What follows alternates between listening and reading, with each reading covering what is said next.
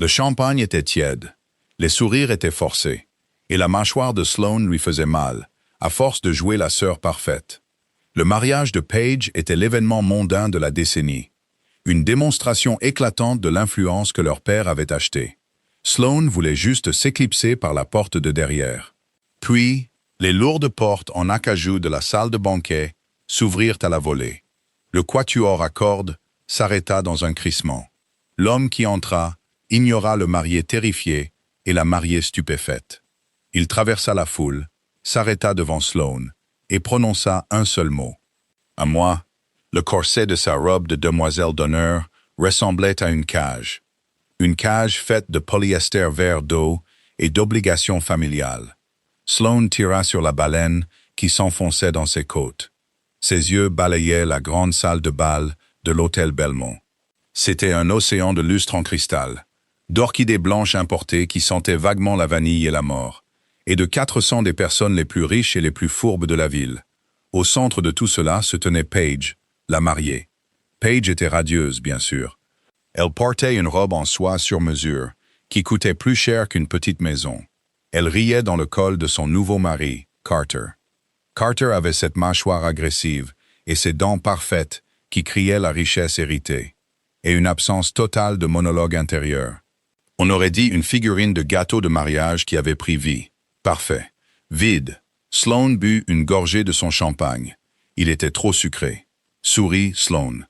On dirait que tu assistes à une veillée funèbre. La voix était celle de Richard, son père. Il ne la regardait pas en parlant. Ses yeux étaient occupés à scruter la salle. Il cataloguait qui parlait au gouverneur et qui évitait le procureur de district. Richard était un homme qui mesurait sa valeur en poignées de main et en compte offshore. « Je souris, papa », dit Sloane.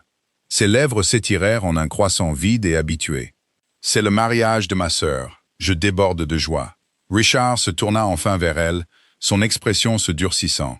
Il ajusta sa cravate en soie, l'épingle en diamant captant la lumière. « Ne gâche pas cette soirée avec ton air maussade habituel. Le sénateur est à la table 4. J'ai besoin que cette fusion se fasse. Et j'ai besoin que la famille paraisse unie. Ça veut dire que tu restes là. Tu es jolie et tu ne dis rien de cynique. Unie? Répéta Sloane. Bien sûr. Elle était l'ombre du soleil de Paige. Paige était l'enfant prodige, la fille obéissante qui épousait le bon parti, de la bonne famille. Sloane était l'erreur. Celle qui préférait les vieilles librairies aux country clubs. Celle qui avait un travail tranquille d'archiviste pour la ville au lieu de siéger à des comités de bienfaisance. Elle était tolérée, exhibée pour les photos, puis rapidement repoussée en périphérie. Juste jusqu'à ce que le gâteau soit coupé, marmonna Richard. Il lui tapota l'épaule. Un geste qui semblait paternel de loin, mais qui ressemblait à une menace de près. Il s'éloigna pour intercepter un juge de l'État. Sloane se retira vers les bords de la salle. Son dos heurta le papier peint frais doublé de soie. Elle observait la foule, les rires forcés, les regards calculateurs par-dessus le bord des flûtes de cristal. C'était une performance épuisante, et elle était si fatiguée de faire semblant d'y avoir sa place. Elle croisa le regard de Carter de l'autre côté de la piste de danse. Le marié lui fit un clin d'œil mielleux et entendu. Puis il se retourna vers une demoiselle d'honneur, qui riait un peu trop fort à ses blagues. Sloane sentit un nœud familier de dégoût se serrer dans son estomac. Paige savait que Carter n'était pas fidèle. Richard le savait aussi. Mais la fusion entre l'empire immobilier de Carter et l'entreprise de logistique de Richard était trop lucrative. Elle ne pouvait pas être compromise par quelque chose d'aussi trivial que l'infidélité. Juste jusqu'à ce que le gâteau soit coupé, se rappela Sloane. Elle posa son verre à moitié vide sur le plateau d'un serveur qui passait. Elle calcula mentalement combien de temps il lui faudrait pour rentrer à son appartement en talons. Un courant d'air froid, et soudain, balaya la salle de bal étouffante. Ce n'était pas une brise légère. C'était le froid lourd et saisissant de novembre qui s'engouffrait dans une pièce chauffée. Quelqu'un avait ouvert les portes principales. Sloane regarda vers l'entrée. Elle s'attendait à des invités en retard, ou peut-être à un oncle ivre faisant une scène. À la place, elle vit un mur de tissu noir. 5 hommes entrèrent dans la salle de bal. Ils ne se déplaçaient pas comme des invités de mariage. Ils se déplaçaient avec la grâce synchronisée et fluide de prédateurs entrant dans un enclos. Ils portaient des costumes sombres, impeccablement taillés, qui cachaient des renflements distincts près de leurs côtes. Le faible bourdonnement des conversations polies commença à affaiblir. L'onde de choc partit des portes, jusqu'à ce que la salle de bal plonge dans un silence suffocant et contre nature. Même le quatuor à cordes dans le coin ralentit son jeu. L'archet du violoncelliste plana au-dessus des cordes, tandis que la musique s'éteignait complètement. Puis la foule s'écarta. Les gens ne firent pas que se pousser. Ils reculèrent, retirant leurs robes de soie et leurs vestes de smoking, comme si l'homme qui marchait au centre de la pièce était porteur de la peste. Il n'était pas pressé. Son rythme était terriblement délibéré. Ses chaussures en cuir ne faisaient aucun bruit sur le parquet poli. Sloane retint son soufflet. Il était grand, un peu plus d'1,80 m. Ses épaules remplissaient son costume bleu nuit d'une manière qui commandait un respect physique immédiat. Ses cheveux étaient sombres, coiffés en arrière, mais en désordre, comme s'il venait de passer une main dedans avec frustration. Mais c'étaient ses yeux qui clouaient la pièce au mur. Ils étaient d'un gris glacial et plat, mort, et pourtant hyper conscient. Dante Valente. Sloane ne fréquentait pas ces cercles, mais elle vivait dans cette ville. Tout le monde connaissait ce nom. La famille Valente ne possédait pas les politiciens. Elle possédait la terre dans laquelle les politiciens étaient enterrés. Dante avait pris la tête du syndicat il y a 3 ans, après la mort soudaine et violente de son père. Les rues avaient été rouges de sang pendant 1 mois. Puis, un silence total et terrifiant s'était installé. Que faisait-il à un mariage de la haute société? Richard s'avança, bloquant l'allée. La couleur avait complètement quitté son visage. Son bronzage artificiel paraissait maladif et orange. Ses mains tremblaient. « Monsieur Valente », articula Richard. Sa voix n'était qu'un couinement pathétique et grêle, comparé à son autorité habituelle. « C'est un événement privé, le mariage de ma fille. » Dante ne s'arrêta pas. Il n'a même pas reconnu la présence de Richard jusqu'à ce qu'il soit à moins d'1 mètre. L'homme plus âgé se recroquevilla visiblement. « Richard », dit Dante. Sa voix était un grondement sourd, dépourvu de colère, ce qui la rendait infiniment pire. C'était la voix d'un homme qui n'avait jamais besoin de l'élever pour obtenir ce qu'il voulait. « Vous n'avez pas répondu à mes appels mardi. Nous préparions la cérémonie, » balbutia Richard, levant les mains en signe d'apaisement. La logistique, le traiteur. J'ai dit à vos associés que j'aurai le reste des fonds d'ici la fin du trimestre. Les docs ont du retard. Les syndicats sont... Je ne suis pas venu pour les docs. Le coupa Dante. Ses yeux glacials balayèrent la pièce. Il ignora les invités tremblants, la mariée en larmes, le marié paralysé. Son regard se fixa sur un coin de la pièce. Il se posa sur Sloane. Le souffle lui fut coupé. Elle se figea, épinglée au papier peint de soie comme un papillon sur un tableau de liège. Le gris de ses yeux était un océan de glace, et elle s'y noyait, à 15 mètres de distance. Dante ignora complètement Richard. Il passa devant Page, qui laissa échapper un sanglot silencieux et terrifié. Il passa devant Carter, qui fixait ses chaussures. Il traversa toute la piste de danse, droit vers les ombres où Sloane se cachait. La salle observait, dans une fascination morbide absolue. L'esprit de Sloane lui hurlait de courir, de se glisser par les portes latérales menant aux cuisines. Mais ses jambes refusaient de coopérer. Elle ressentit le besoin soudain et désespéré de couvrir ses épaules nues. Elle était soudainement et intensément consciente de sa propre vulnérabilité. Dante s'arrêta à quelques centimètres d'elle. De près, il sentait la bergamote, la pluie froide et quelque chose de métallique. Poudre à canon, sang. Elle ne pouvait pas le dire. Une petite cicatrice dentelée traversait son sourcil gauche. Elle abîmait un visage par ailleurs brutalement beau. Il la regarda, son expression indéchiffrable. Il tendit la main. Sloane tressaillit, fermant les yeux, s'attendant à la violence. Au lieu de cela, le dos de ses phalanges chaudes et rugueuses effleura sa joue. Le contact était incroyablement léger. Une caresse fantôme qui envoya un frisson violent le long de sa colonne vertébrale. « À moi », dit Dante. Ce n'était pas une question, ce n'était pas une demande, c'était l'affirmation d'un fait indiscutable. Les yeux de Sloane s'ouvrirent brusquement. « Pardon ?» murmura-t-elle. Sa voix tremblait malgré ses efforts désespérés pour la garder stable. Dante ne la quitta pas des yeux, mais il s'adressa à la salle. « La dette est réglée, Richard. L'ardoise est effacée. Richard se fraya un chemin à travers la foule stupéfaite, le visage pâle et en sueur. « Valente, s'il vous plaît, prenez la propriété Belmont. Prenez les routes maritimes de la côte Est. Vous ne pouvez pas prendre Paige. Elle vient de se marier. » Le scandale. Dante tourna lentement la tête pour regarder Richard. Un silence terrifiant et vide s'étira entre eux. « Ai-je dit que je voulais la marier ?» Richard cligna des yeux, la confusion l'emportant momentanément sur sa terreur. Il regarda Paige, puis suivit le regard de Dante jusqu'à Sloane. La compréhension apparut sur le visage de Richard. Elle fut rapidement suivie par quelque chose qui souleva violemment l'estomac de Sloane. Le soulagement. « Sloane !» murmura Richard. La tension quitta ses épaules. Il ne regarda pas sa plus jeune fille avec pitié ou peur. Il la regarda comme une feuille de calcul qui venait enfin de s'équilibrer. « Non !» dit Sloane, sa voix retrouvant son volume. Elle s'écarta de Dante en secouant la tête. « Non !»« Oh, papa, de quoi parle-t-il? Quelle dette ?» Richard ne voulait pas croiser son regard.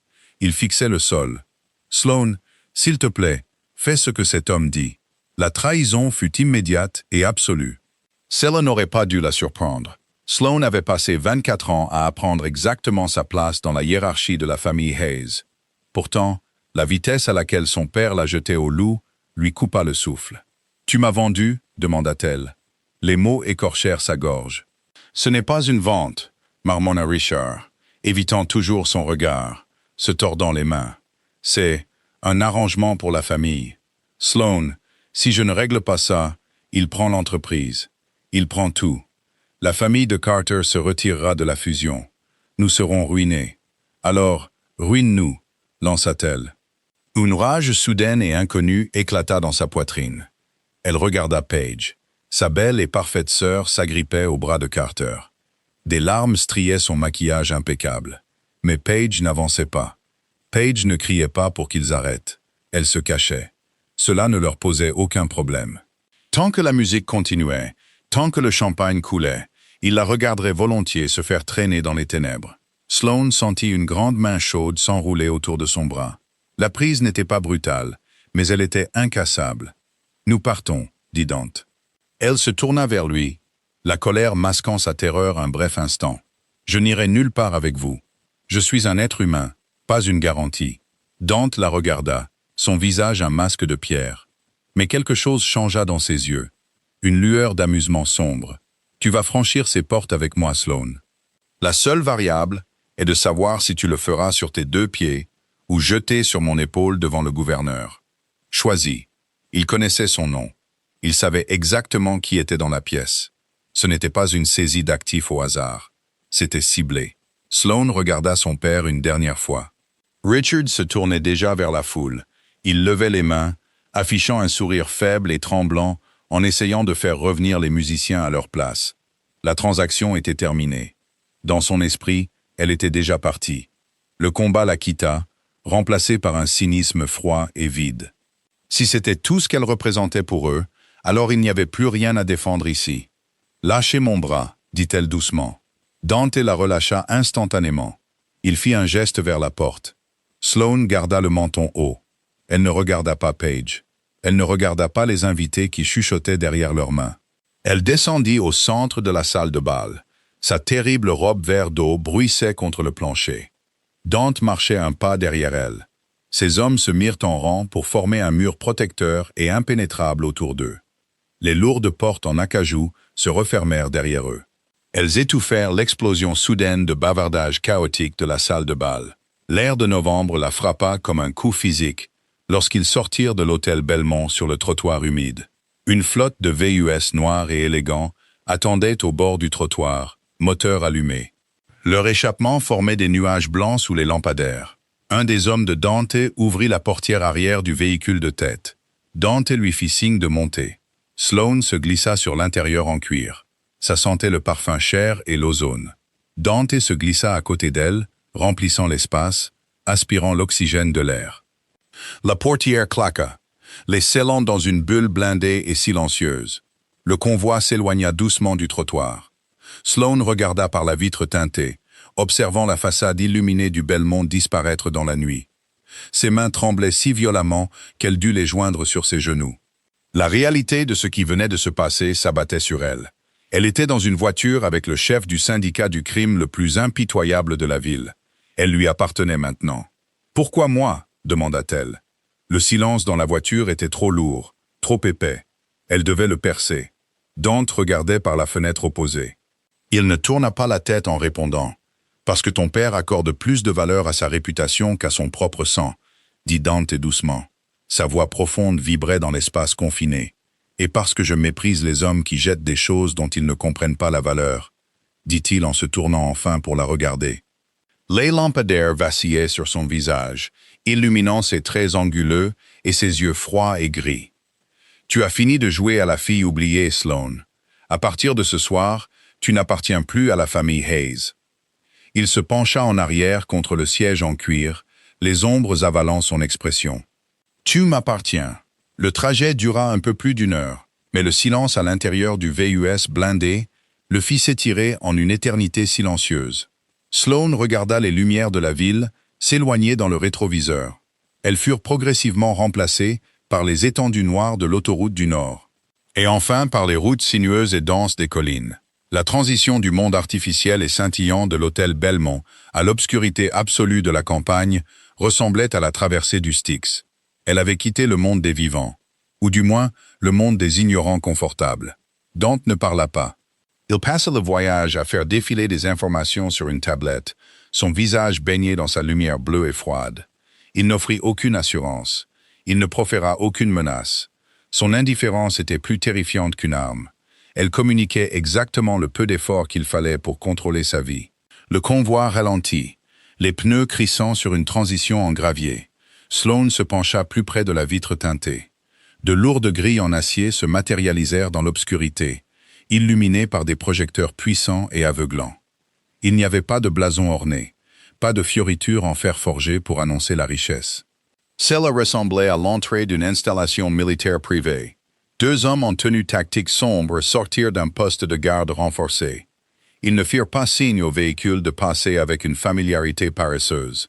Ils effectuèrent une inspection systématique. Des miroirs sur des perches glissèrent sous les châssis. De lourdes lampes de poche balayèrent l'intérieur de la cabine du conducteur. Ce n'est que lorsque le garde principal tapa 2 fois sur le capot que les massives grilles d'acier s'ouvrirent sur des rails silencieux. Le domaine lui-même se trouvait au bout d'une longue allée sinueuse, flanquée de pins centenaires. C'était une vaste structure brutaliste de béton, de bois sombre et d'immenses panneaux de verre renforcés. Ça ne ressemblait pas à une maison, ça ressemblait à une forteresse, se faisant passer pour une merveille architecturale moderne. Le VUS s'arrêta sous un profond portique en porte-à-faux. La portière de Dante s'ouvrit avant même qu'il n'atteigne la poignée. Il sortit et se retourna, attendant. Il ne lui offrit pas sa main. Sloan apprécia cela. Elle ne voulait pas de sa courtoisie. Elle voulait retrouver ses repères. Elle glissa sur le siège en cuir et posa le pied sur l'allée en ardoise. Le froid de novembre mordit instantanément ses épaules nues. Elle croisa les bras sur sa poitrine. La soie vert d'eau de sa robe de demoiselle d'honneur semblait absurdement fine et totalement déplacée face à l'efficacité militariste de son environnement. À l'intérieur, dit Dante. C'était le premier mot qu'il prononçait depuis qu'ils avaient quitté la ville. Sloan le suivit à travers les lourdes portes d'entrée. L'intérieur était caverneux, minimaliste et profondément inhospitalier. Les sols étaient en pierre sombre et polie, qui résonnaient à chaque pas. Les murs étaient pour la plupart nus, à l'exception de quelques grandes peintures abstraites qui ressemblaient plus à de violents coups de pinceau qu'à de l'art. Avant qu'elle ne puisse analyser l'agencement, un grognement sourd et grondant vibra dans l'entrée. Sloan se figea. De l'ombre du couloir adjacent, un énorme berger allemand entra dans la lumière. Ce n'était pas un animal de compagnie. Il avait la carrure mince et très musclée d'un chien de travail. Le dos droit, la poitrine profonde et des yeux totalement dépourvus d'enjouement. Son pelage noir et feu se hérissa légèrement. Il n'aboya pas. Il se tenait parfaitement immobile, ses yeux fixés sur Sloan, l'évaluant comme une variable de menace plutôt que comme une invitée. Le chien se déplaça avec un silence de prédateur, réduisant la distance jusqu'à ce qu'il soit à 1,50 m. Il s'arrêta, abaissant légèrement son poids dans une posture tendue, prêt à bondir. La panique monta dans la gorge de Sloan, mais elle se força à rester complètement immobile. Courir. Courir déclencherait un instinct de proie. Ça, elle le savait. Dante n'éleva pas la voix. Il ne regarda même pas complètement l'animal.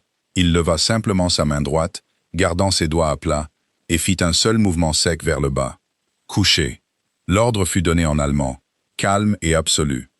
Platz. Le berger se coucha immédiatement. Ses coudes heurtèrent le sol en pierre sans hésitation, son menton reposant à plat contre ses pattes. L'agressivité ne quitta pas ses yeux, mais son corps était entièrement soumis à l'autorité silencieuse de Dante. Le niveau de dressage était impeccable. Il témoignait de milliers d'heures de conditionnement tactique spécialisé. Il s'appelle Atlas, dit Dante, passant devant le chien sans lui accorder un second regard. Il a été entraîné pour appréhender les intrus. Si vous essayez de quitter le périmètre de la maison la nuit sans moi, il vous arrêtera. Ce ne sera pas en douceur. Comprenez-vous? 5 sur 5, réussit à dire Sloane, la voix tendue. Dante hocha la tête une fois. Votre chambre est en haut des escaliers, deuxième porte à gauche. Personne ne vous dérangera. Dormez un peu. Il se retourna et marcha dans un long couloir, disparaissant dans l'ombre. Le chien resta au sol, ses yeux sombres observant chaque respiration de Sloane. Elle n'attendit pas. Elle se retourna et monta l'escalier flottant en verre et en acier, ses jambes tremblant d'adrénaline et d'épuisement. Elle trouva la deuxième porte à gauche et la poussa. La chambre était vaste et impersonnelle. Une lit king-size dominait le centre, couvert de draps gris foncé. Des fenêtres allant du sol au plafond donnaient sur un paysage tentaculaire et obscurci. Il n'y avait pas de barreaux aux fenêtres, mais elle savait qu'elle était aussi piégée ici que si elle était dans une cellule. Sloane entra dans la salle de bain attenante. Elle se regarda dans le large miroir illuminé. Son chignon élaboré se défaisait, des épingles s'enfonçant dans son cuir chevelu. Son mascara avait légèrement coulé, et sa peau pâle paraissait maladive contre le tissu vert affreux de sa robe. Elle démantela systématiquement son apparence. Elle retira les épingles de ses cheveux, laissant les lourdes mèches brunes tomber sur ses épaules. Elle passa la main dans son dos et ouvrit la fermeture éclair de la robe de demoiselle d'honneur, laissant le vêtement cher et restrictif tomber à ses pieds sur le carrelage chauffant. Il y avait un lourd peignoir en éponge accroché au dos de la porte. Elle s'enveloppa dedans, nouant fermement la ceinture autour de sa taille. Elle retourna dans la chambre, ignorant le lit immense, et s'assit sur le bord d'une chaise longue en cuir près de la fenêtre. Elle regarda dans l'obscurité. Elle ne pleura pas. Les larmes n'étaient tout simplement pas là. À la place, un cynisme froid et lourd s'installa dans ses os. Son père l'avait échangé pour équilibrer un registre. Elle était une ligne de compte barrée à l'encre rouge. Elle ramena ses genoux contre sa poitrine. Elle était entièrement seule, gardée par des hommes armés et un chien élevé pour la violence, possédée par un homme qui régnait sur la pègre de la ville. Et pourtant, alors qu'elle fermait les yeux, la pensée la plus sombre et la plus terrifiante s'insinua dans son esprit. « Je ne crois pas que ma famille me manque du tout. » Sloane se réveilla avec un sursaut, son cœur martelant ses côtes. Pendant 3 secondes terrifiantes, elle ne sut pas où elle était. Le plafond était en béton. Les murs étaient d'immenses baies vitrées, et le lit sous elle était bien trop grand. Puis le souvenir du mariage, de la salle de bal froide et des yeux glacials de Dante Valente revint en force, comme un poids physique s'abattant sur sa poitrine. Elle s'assit. Le soleil inondait la pièce à travers les immenses fenêtres, illuminant les grains de poussière qui dansaient dans l'air. L'horloge sur la table de chevet indiquait 9h45 du matin. Sa bouche avait un goût de champagne éventé et d'épuisement. Elle se força à sortir du lit, ses muscles protestant. L'adrénaline de la nuit précédente s'était complètement dissipée, laissant derrière elle une douleur profonde et lancinante. Elle se dirigea vers le grand dressing attenant à la chambre, s'attendant à le trouver vide. Au lieu de cela, elle trouva une rangée de vêtements neutres et basiques, soigneusement suspendus sur des cintres. Des pulls, des t-shirts en coton doux, des jeans sombres. Les étiquettes étaient encore dessus, et ils étaient tous exactement à sa taille. Ce n'était pas un geste romantique. C'était une logistique terrifiante d'efficacité. Quelqu'un dans l'organisation de Dante avait trouvé ces mesures et approvisionné la chambre avant même qu'elle ne soit enlevée de l'hôtel. Elle choisit un épais pull à col roulé noir et un jean. Il lui semblait être une armure comparée à la soie fragile de la nuit dernière. Sloane ouvrit prudemment la porte de sa chambre. Le couloir était vide. La maison était absolument silencieuse, dépourvue du bourdonnement domestique habituel des télévisions, des conversations ou du cliquetis de la vaisselle. C'était comme se promener dans un musée après la fermeture. Elle descendit l'escalier flottant, ses pieds nus silencieux sur la pierre froide. Elle suivit la faible et riche odeur de café noir à travers le salon caverneux jusqu'à une cuisine industrielle et élégante. Une carafe en acier inoxydable se trouvait sur l'îlot en granit, à côté d'une seule tasse blanche. À côté de la tasse se trouvait un morceau de papier plié. Sloane s'approcha lentement. Elle se versa du café. Il était chaud et terriblement amer, exactement ce dont elle avait besoin. Elle prit la note. Mon bureau, au bout de l'aile est. Ce n'était pas une demande. Elle but la moitié du café en 2 longues gorgées, laissant la chaleur dissiper le brouillard persistant dans son cerveau. Puis, elle sortit de la cuisine, naviguant dans les couloirs austères et ensoleillés vers l'aile est. Elle trouva facilement le bureau. Les doubles portes en chêne étaient légèrement entr'ouvertes. Elle les poussa. Si le reste de la maison était une forteresse, cette pièce était le centre de commandement. Ça ne ressemblait pas à l'antre d'un voyou des rues.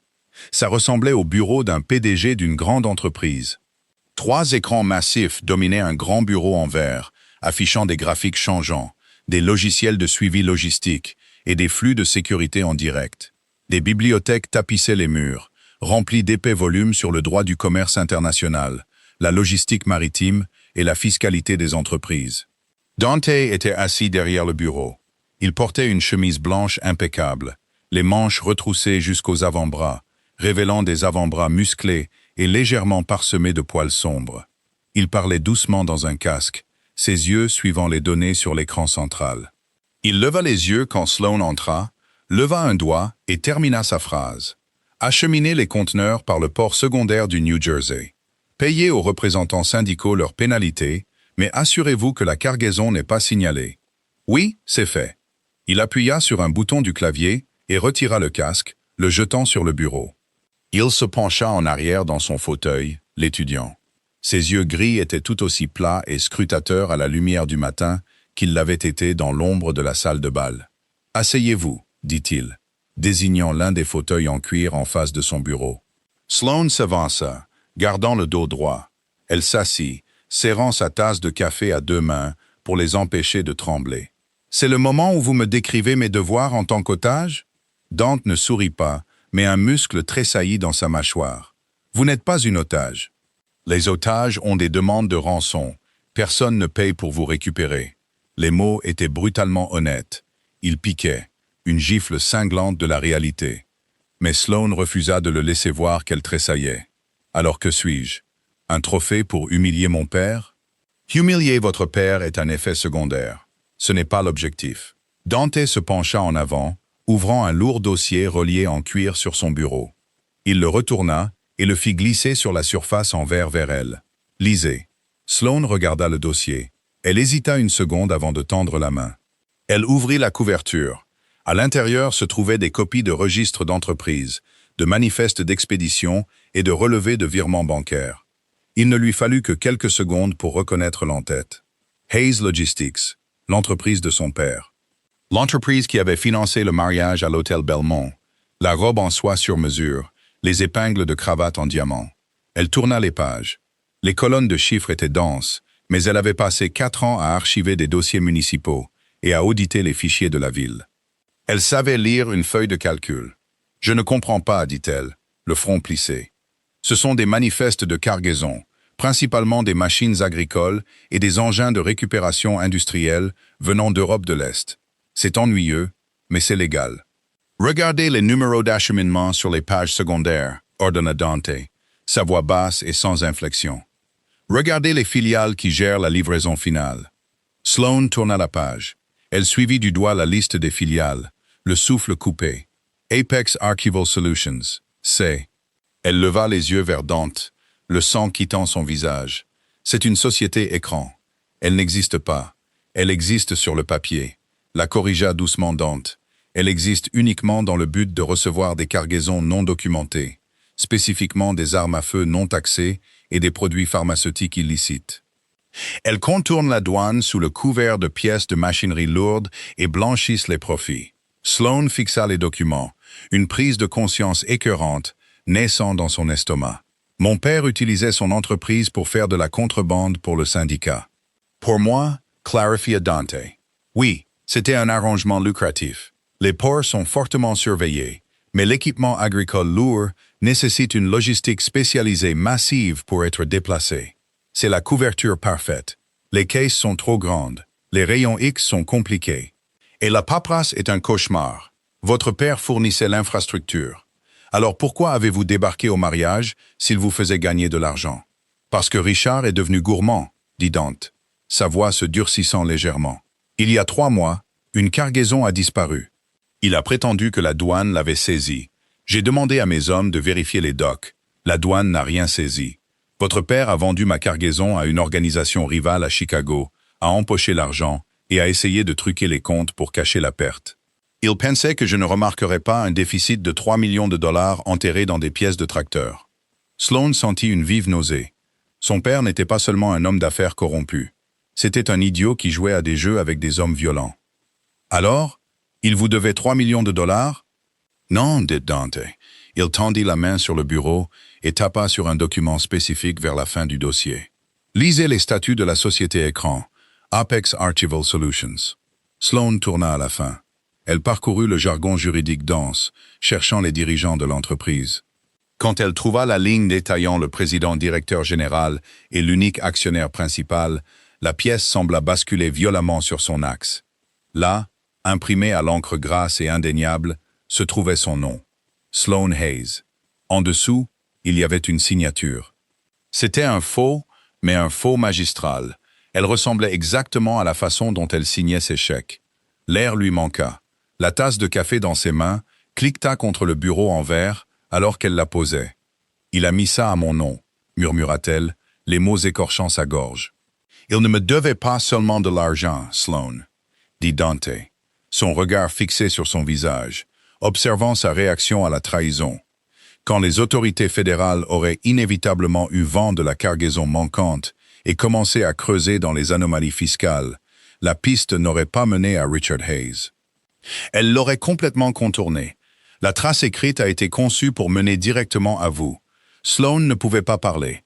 Elle fixait sa propre signature falsifiée. Son père ne l'avait pas seulement vendue à un chef de la mafia pour sauver son entreprise. Il l'avait activement piégée pour des crimes fédéraux afin de s'éviter la prison.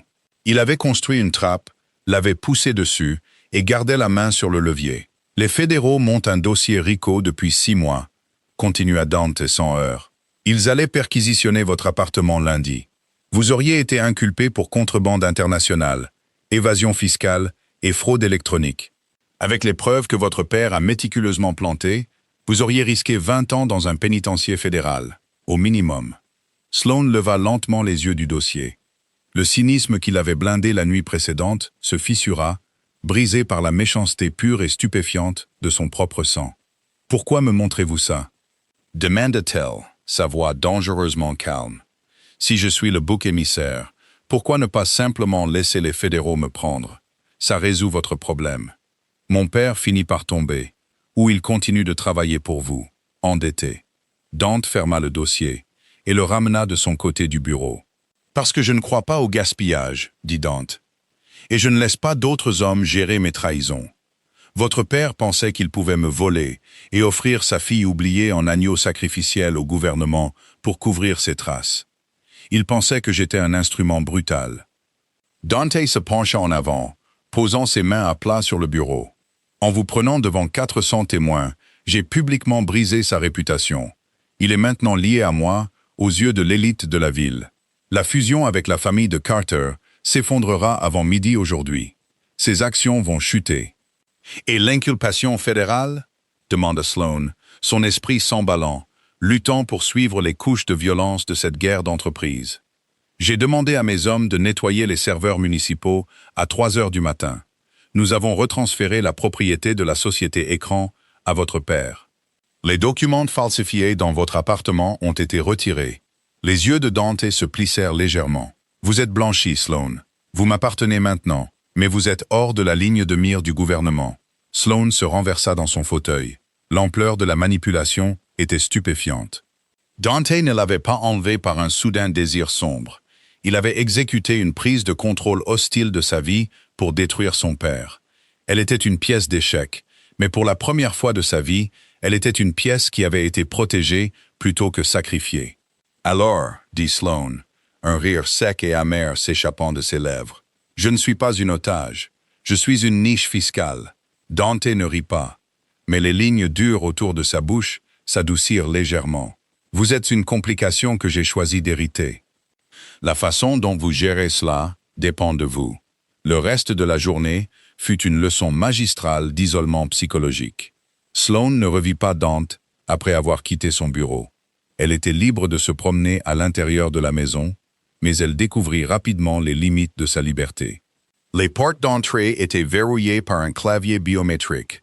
Les immenses portes vitrées menant à la terrasse arrière étaient également scellées. Quand elle se tenait près des fenêtres, regardant les vastes terrains méticuleusement entretenus, elle voyait des hommes patrouiller par paires, et elle voyait Atlas. Le berger allemand arpentait la ligne du périmètre avec une concentration terrifiante et infatigable. Il ne semblait jamais s'arrêter de bouger, une ombre sombre se découpant sur l'herbe couverte de givre. Elle passa l'après-midi dans la bibliothèque du domaine. C'était une pièce immense, sentant le vieux papier et le poli à bois. Clairement conçue pour quelqu'un qui lisait vraiment, plutôt que pour quelqu'un qui achetait des livres au maître pour la décoration. Elle trouva une section sur l'histoire municipale et s'y plongea, cherchant désespérément le confort familier des faits d'archives pour noyer le bruit dans sa tête. Son père l'avait piégée. Elle lut un paragraphe sur les lois de zonage des années 1924 fois, sans retenir un seul mot. Elle avait toujours su que sa famille était toxique. Elle savait que Paige était égocentrique et que Richard était impitoyable. Mais il l'a piégée pour un crime fédéral. 20 ans de prison. La colère, pure et brûlante, commença enfin à consumer l'engourdissement. Elle ne voulait plus pleurer. Elle voulait réduire Hayes Logistics en cendres. À 19 heures, on frappa doucement à la porte de la bibliothèque. Une femme plus âgée, aux cheveux gris-fer, tirés en un chignon sévère, entra dans la pièce. Elle portait une simple robe grise et des chaussures confortables. « Le dîner est servi dans la salle à manger, mademoiselle Hayes, » dit la femme. Son accent était épais, d'Europe de l'Est. Elle ne sourit pas. « Sloan, s'il vous plaît, » répondit-elle en fermant le livre. La femme hocha sèchement la tête. « Monsieur Vallant attend. » Sloan se leva, lissant le devant de son col roulé noir. Elle n'allait pas se recroqueviller. Elle était captive, oui, mais Dante avait montré son jeu. Il avait besoin qu'elle soit l'incarnation vivante de l'échec de son père. Elle avait de la valeur. Elle suivit la gouvernante dans les longs couloirs jusqu'à la salle à manger. C'était un espace long et étroit, dominé par une immense table en noyer brut qui pouvait facilement accueillir 20 personnes. Seuls 2 couverts étaient dressés. Un au bout de la table et un immédiatement à droite. Dante était déjà assis au bout. Il avait enlevé sa veste de costume et sa cravate, mais il portait toujours la chemise blanche, le col défait. Il ressemblait moins à un PDG maintenant, et plus à un homme dangereux, d'une manière physique et immédiate. Il ne se leva pas quand elle entra, mais il désigna la chaise à côté de lui. Sloan s'assit. La proximité était délibérée. Il aurait pu la faire asseoir à l'autre bout de la table immense, maintenant une distance froide. La faire asseoir juste à côté de lui forçait une intimité qui rendait l'air épais. Un serveur apparut silencieusement, plaçant des bols de risotto sombres et riches devant eux, suivis de lourds verres en cristal de vin rouge. Dante prit sa fourchette. Il n'attendit pas les politesses. Sloan ne toucha pas à sa nourriture. Elle le regarda. De près, la cicatrice sur son sourcil était plus proéminente. Elle semblait ancienne, un témoignage déchiqueté d'un passé violent qui précédait son temps dans les salles de conseil et les costumes sur mesure. « Avez-vous l'intention de vous affamer comme forme de protestation ?» demanda Dante, sans lever les yeux de son assiette. « C'est totalement inefficace. »« Je ne proteste pas, » dit Sloan. Sa voix était stable. « J'essaie de comprendre la logistique de ma nouvelle vie. Si je ne suis pas une otage et que je ne vais pas en prison, que suis-je censé faire ici toute la journée? Lire des lois de zonage pendant que votre chien d'attaque patrouille dans la cour? Dante but une lente gorgée de son vin. Il tourna enfin la tête pour la regarder. Le gris glacial de ses yeux capta la faible lumière du lustre de la salle à manger. « Vous allez démêler le gâchis que votre père a fait, » dit Dante. Sloane cligna des yeux. « Pardon? Richard Hayes est un homme négligent, » dit Dante en posant son verre. « Il n'a pas seulement truqué les comptes de la société écran Apex. Quand mes auditeurs ont commencé à creuser aujourd'hui, ils ont trouvé des irrégularités dans tout son réseau logistique. Il a détourné de l'argent des syndicats, a mal déclaré le tonnage sur les barges et a soudoyé les mauvais fonctionnaires municipaux. C'est un handicap. Et qu'est-ce que ça a à voir avec moi? Vous avez passé 4 ans à travailler dans les archives de la ville, dit Dante. Il connaissait son CV. Bien sûr qu'il le connaissait. Vous comprenez le routage municipal, les écarts fiscaux et les rapports logistiques mieux que quiconque dans mon organisation. Vous savez comment la ville suit ses cargaisons. Sloane le fixa, véritablement stupéfaite. Vous m'avez enlevé pour faire votre comptabilité? Une lueur d'amusement sincère traversa le visage de Dante, altérant complètement ses traits durs pendant une fraction de seconde. Je vous ai pris à votre père, mais je vous garde, parce que vous possédez un ensemble de compétences très spécifiques dont j'ai actuellement besoin. J'ai besoin de quelqu'un pour reconstruire le réseau logistique de l'intérieur. Quelqu'un qui sait où Richard a enterré les corps, pour ainsi dire. « Pourquoi vous aiderais-je » demanda Sloane, se penchant en arrière dans son fauteuil. « Vous êtes un criminel. Vous dirigez un syndicat. Vous extorquez, vous faites de la contrebande et vous menacez les gens. Pourquoi mettrais-je mes compétences à profit pour rendre votre cartel plus efficace ?» Dante n'éleva pas la voix, mais l'intensité soudaine de son regard la cloua au fond de son fauteuil. Parce que l'alternative est de regarder l'empire de la famille Hayes et des centaines de dockers et de chauffeurs innocents qui en dépendent, s'effondrer sous les inculpations fédérales et la violence des gangs, dit doucement Dante, se penchant plus près d'elle. « Je suis un criminel, Sloane. Je ne prétends pas le contraire. J'opère dans l'ombre parce que la lumière est bondée d'hypocrites comme votre père. » Il pointa un doigt vers elle. « Votre père porte un smoking et serre la main du gouverneur tout en piégeant sa propre fille pour sauver sa peau. Je dirige une organisation qui repose sur la loyauté, la précision et une responsabilité absolue. Je ne trahis pas les miens. » Les mots la frappèrent comme un coup physique. La logique tordue de la chose était indéniable. Dante Valente était un homme violent, un homme dangereux, mais il n'était pas un hypocrite. Il traitait avec des vérités brutales, sa famille traitait avec de beaux mensonges. « Vous voulez que j'audite l'homme qui m'a vendu ?» dit Sloane lentement, le concept prenant racine dans son esprit. « Je veux que vous démanteliez ces filets de sécurité, » corrigea Dante. « Je veux que vous trouviez chaque compte caché, chaque manifeste falsifié, chaque pot de vin. Vous me cartographierez tout ça, et quand vous aurez terminé, Richard Hayes n'aura plus rien à faire valoir. Il sera entièrement à ma merci. » Sloane baissa les yeux sur sa nourriture intacte, puis les releva vers Dante. Pour la première fois depuis que les portes en acajou de la salle de bal s'étaient ouvertes à la volée, elle ne se sentait pas comme une victime. Elle se sentait dangereuse. Elle prit sa fourchette. Elle prit une bouchée lente et délibérée du risotto. C'était exceptionnel. Elle déglutit, croisa les yeux froids et gris de Dante, et lui offrit un sourire cynique et sans humour. « J'ai besoin de 2 moniteurs supplémentaires dans ce bureau, » dit Sloane, « et d'un accès à l'Internet municipal sécurisé de la ville. » Dante l'observa pendant un long et silencieux moment. La tension dans la pièce ne se dissipa pas. Elle se déplaça, se transformant de la lourde angoisse de la captivité à l'électricité crépitante d'un partenariat dangereux. « Fait, » dit Dante. Il leva son verre de vin vers elle en un toast silencieux. Sloane prit son propre verre. Le cristal tinta doucement lorsqu'ils se rencontrèrent dans l'espace entre eux. Un pacte conclu dans l'ombre, forgé dans les cendres de la trahison d'une famille.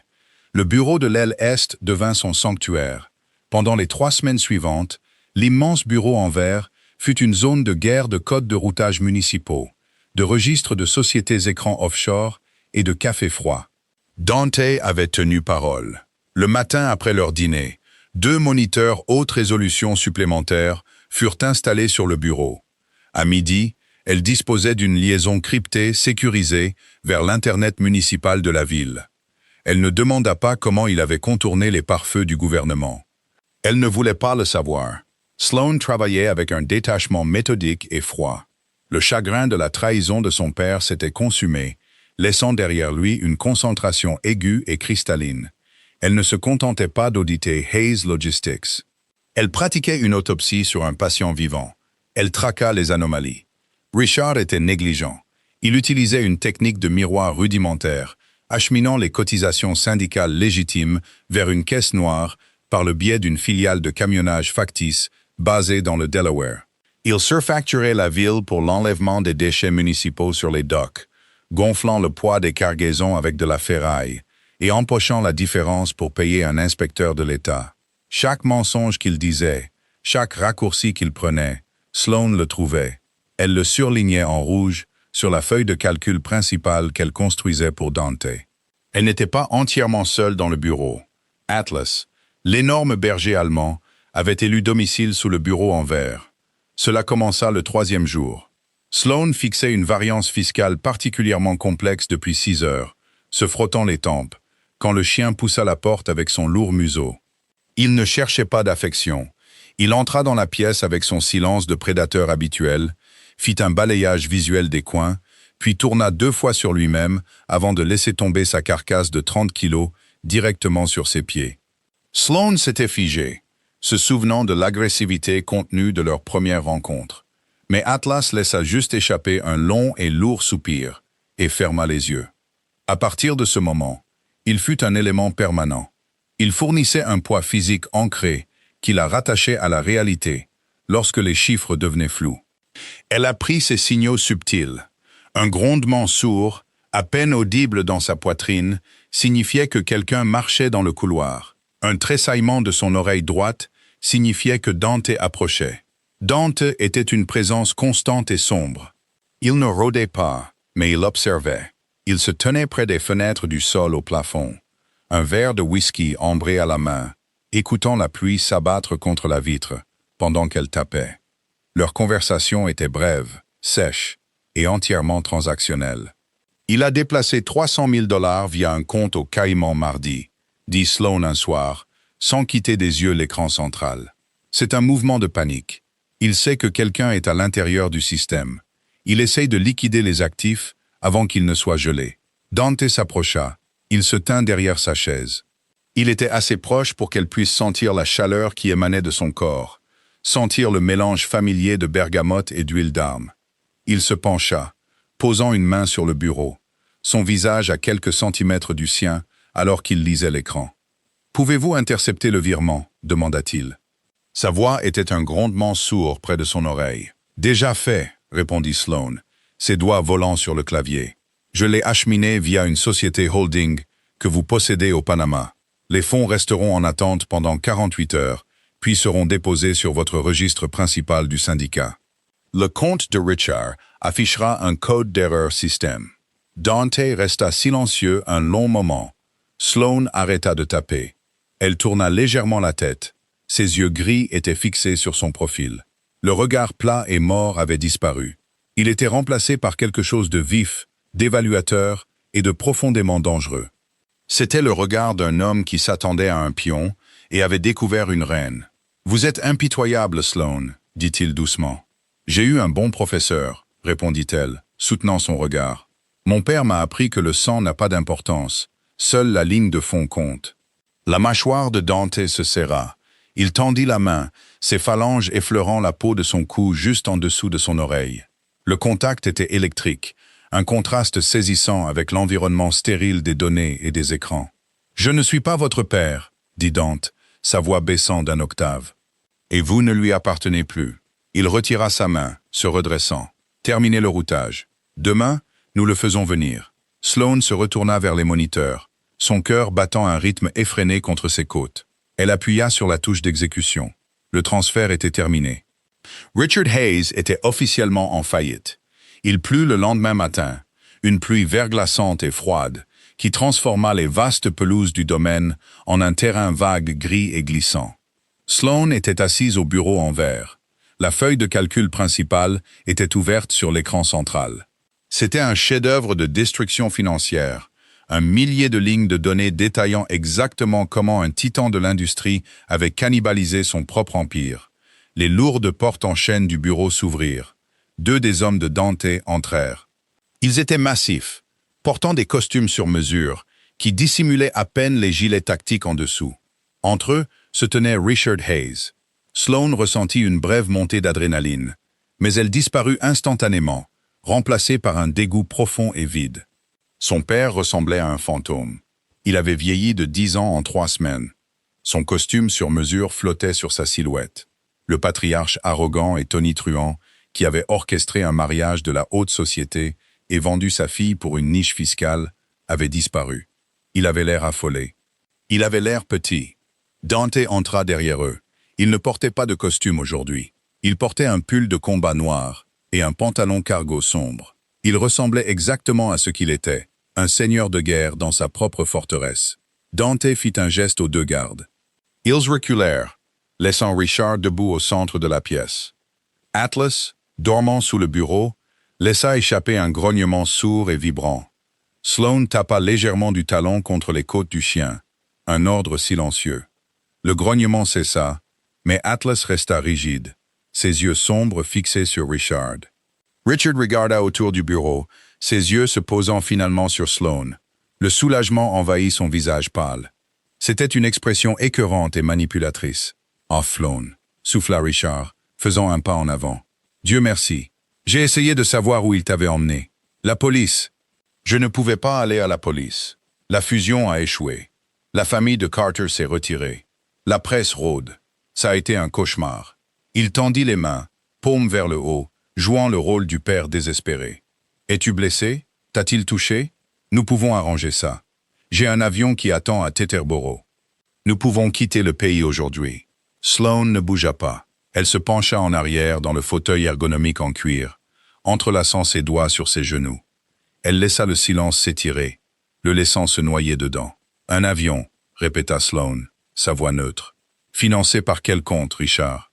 Le compte au Caïman que j'ai intercepté hier, ou la caisse noire du Delaware que j'ai vidée mardi. » Richard se figea.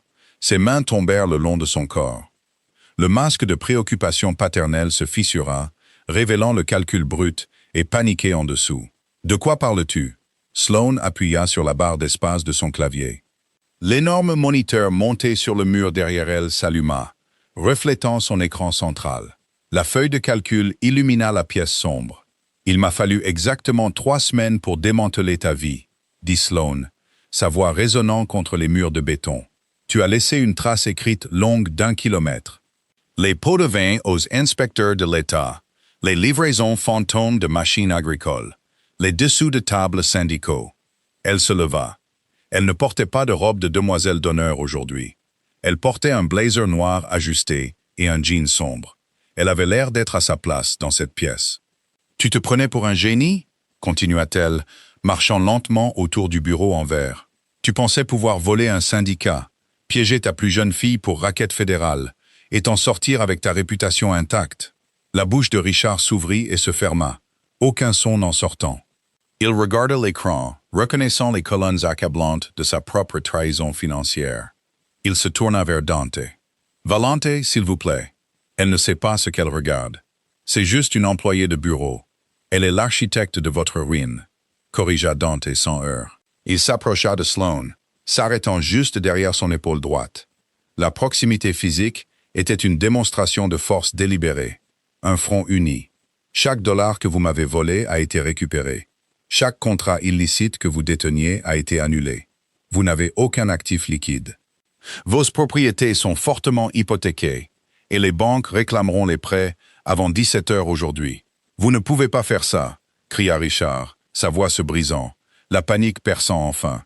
J'ai construit Hayes Logistics à partir de rien. C'est ma vie. J'irai voir les fédéraux. Je témoignerai contre vous, Valente. Je réduirai tout votre syndicat en cendres. Dante ne s'ila même pas. Il plongea la main dans sa poche, en sortit une épaisse enveloppe Kraft scellée et la jeta sur le bureau. Elle atterrit avec un bruit lourd et définitif. Cette enveloppe contient les statuts falsifiés d'Apex Archival Solutions, dit Dante doucement. Ceux que vous avez signés avec le nom de votre fille. Elle contient également les enregistrements audio non censurés de vous soudoyant un douanier et une déclaration sous serment de votre directeur financier, qui était très désireux de coopérer avec mes hommes la nuit dernière.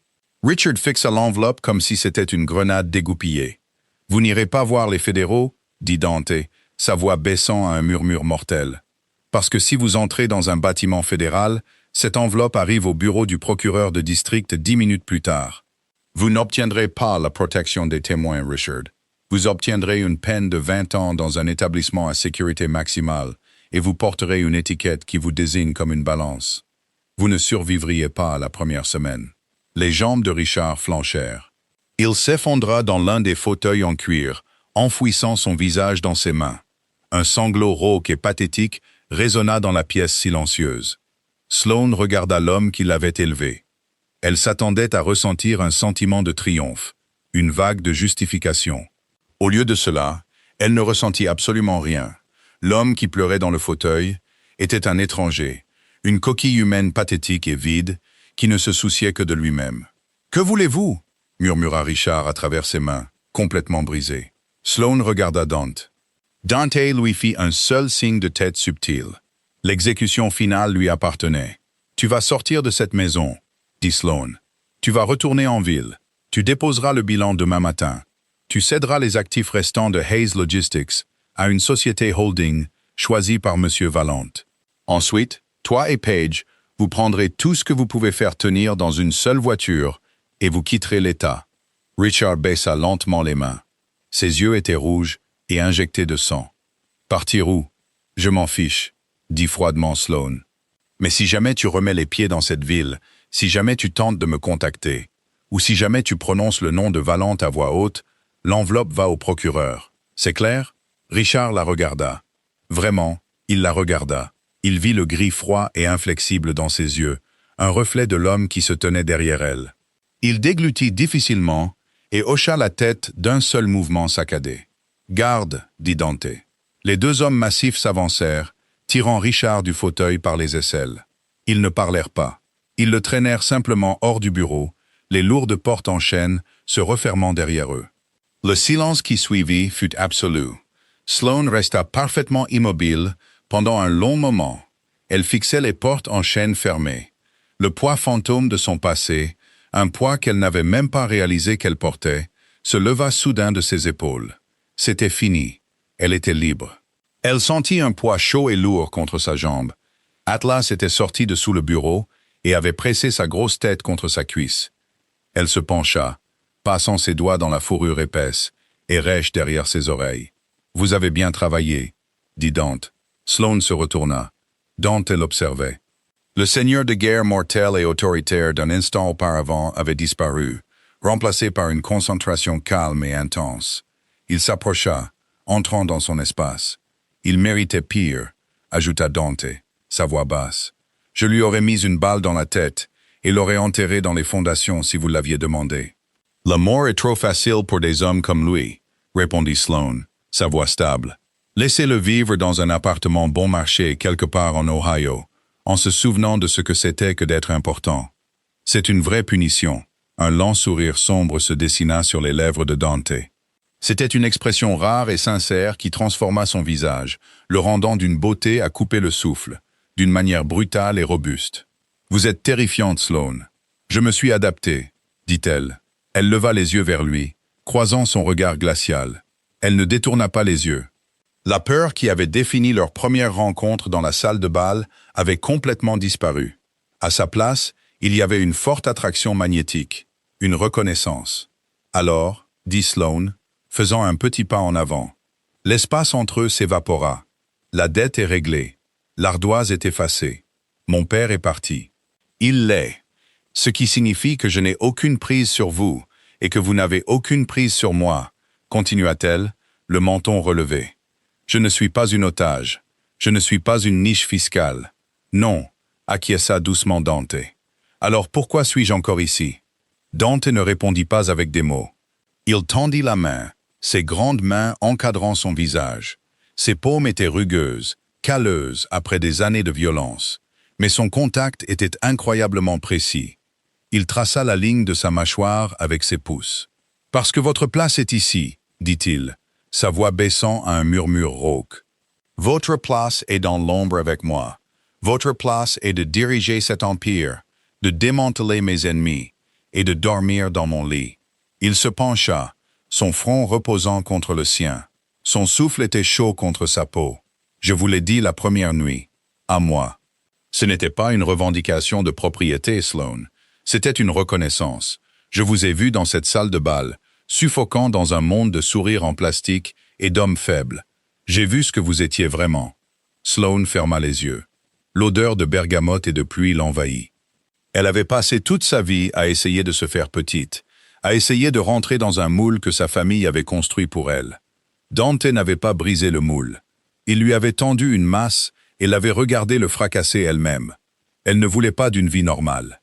Elle ne voulait pas d'un travail sûr et tranquille à archiver des dossiers pour une ville qui ne se souciait pas d'elle.